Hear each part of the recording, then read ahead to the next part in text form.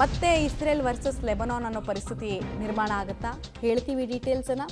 Israel ಮತ್ತು Lebanon ನಡುವೆ ಕದನ ವಿರಾಮ ಏರ್ಪಟ್ಟಿದೆ. 10 ದಿನಗಳ ಕದನ ವಿರಾಮ ಅಂತ ಇಬ್ರು ಕೂಡ ಹೇಳಿದ್ದಾರೆ. ಬಟ್ ಕದನ ವಿರಾಮದ ಬಗ್ಗೆ ಹೆಜ್ಬುಲ್ಲಾ ಕಿಡಿಕಾರ್ತಾ ಇದೆ.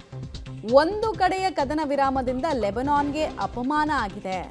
ಈ ಕದನ ವಿರಾಮ ಒಪ್ಪುವಂಥದ್ದೇ ಅಲ್ಲ ಅನ್ನೋದನ್ನು ಹೆಜ್ಬುಲ್ಲಾ ಹೇಳ್ಕೊಳ್ತಾ ಇದೆ.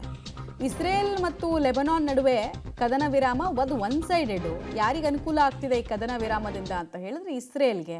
ಯಾಕಂದರೆ ಇಸ್ರೇಲ್ ಏನು ಮಾಡಿದೆ ಅಲ್ಲಿ ದಕ್ಷಿಣ ಲೆಬನಾನ್ನಲ್ಲಿ 10 ಕಿಲೋಮೀಟ್ರ್ ಒಳಗೆ ನುಗ್ಗಿ ಅಲ್ಲೊಂದು ಬಫರ್ ಝೋನ್ ಮಾಡಿಕೊಂಡು ಅಲ್ಲಿಂದ ನಾವು ಇಸ್ರೇಲ್ನ ಪ್ರೊಟೆಕ್ಟ್ ಮಾಡ್ಕೊಳ್ತಿದ್ದೀವಿ ಅಂತ ಹೇಳ್ತಿದ್ದಾರೆ. ಅಲ್ಲಿ ಕಳ್ಕೊಂಡಿದ್ದು ಯಾರು?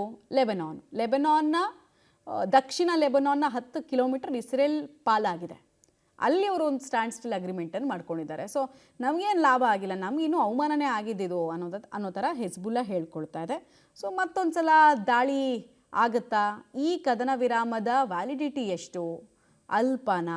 10 ದಿನ ಆದಮೇಲೆ ಮುಂದೇನು ಪ್ರಶ್ನೆ ಇದೆ. ಡೀಟೇಲ್ಸ್ ಕೊಡ್ತಾರೆ ಶಬೀರ್.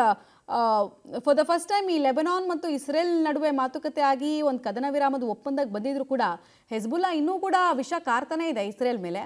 ಸೊ ಇದರ ಪರಿಣಾಮ ಈ ಶಾಂತಿ ಮಾತುಕತೆ ಮೇಲೆ ಎಷ್ಟರ ಮಟ್ಟಿಗೆ ಆಗುತ್ತೆ ಅಂತ ನೋಡಿ, ಒಂದು ಸ್ಪಷ್ಟವಾಗಿ ಅರ್ಥ ಮಾಡ್ಕೋಬೇಕು. ಅಮೆರಿಕ ಮತ್ತು ಇರಾನ್ ನಡುವೆ ಬಿಕ್ಕಟ್ಟು ಬಂದಂಥ ಸಂದರ್ಭದಲ್ಲಿ ಲೆಬನಾನ್ ಎಚ್ಚರಿಕೆಯನ್ನು ಕೊಡುವಂಥ ಕೆಲಸವನ್ನು ಕೂಡ ಮಾಡುತ್ತೆ. ಈಗ ಅದೇ ರೀತಿ ಹೆಜ್ಬುಲ್ಲಾ ಕೂಡ ಈಗ ಒಂದು ಎಚ್ಚರಿಕೆಯನ್ನು ರವಾನೆ ಮಾಡಿರುವಂಥದ್ದು, ಇಸ್ರೇಲ್ನ ಮೇಲೆ ಮತ್ತೆ ದಾಳಿಗಳನ್ನು ಶುರು ಮಾಡ್ತೀವಿ ಅನ್ನುವಂಥ ನಿಟ್ಟಿನಲ್ಲಿ. ಯಾಕೆಂದರೆ 10 ದಿನಗಳ ಕದನ ವಿರಾಮ ಏನು ಘೋಷಣೆ ಆಗಿತ್ತು ಅದು ಸದ್ಯಕ್ಕೆ ಇನ್ನೂ ಕೂಡ ಅದರಲ್ಲಿ ನಮಗೆ ಅನ್ಯಾಯ ಆಗಿದೆ ಅನ್ನುವಂಥ ನಿಟ್ಟಿನಲ್ಲಿ ಒಂದು ವಾದವನ್ನು ಮಂಡಿಸ್ತಾ ಇರುವಂಥದ್ದು.